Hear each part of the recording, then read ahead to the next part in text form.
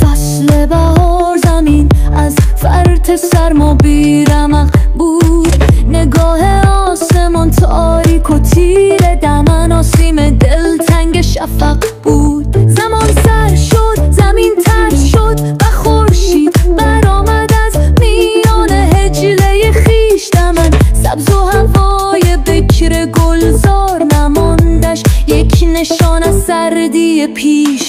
شده نوروز و یک میلاد تازه برای شاخه های تشنه تاک که در جور زمستان زنده ماندن به فیض و رحم یک تا خالق پاک. رسیده عید و سنبول های سفره پر از عطر جلال آسمانند.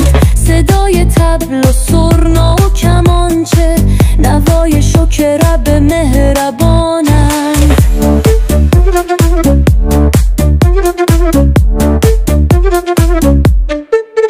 ظفر سهم طبیعت از نبردی که سردار سپاهش نوبهار است.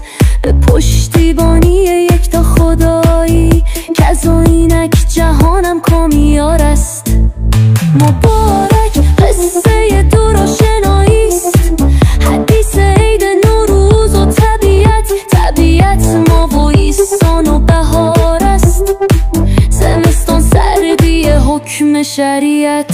شده نوروز و یک میلاد تازه برای شاخه های تشنه تاک که در جور زمستان زنده ماندن به فیض و رحم یک تا خالق پاک.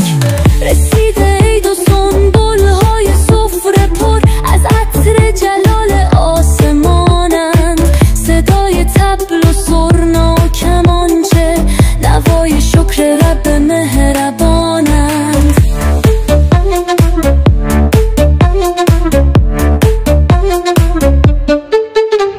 مبارک قصه دراشناییست، حدیث عید نوروز و طبیعت ما و ایسان و بهار است.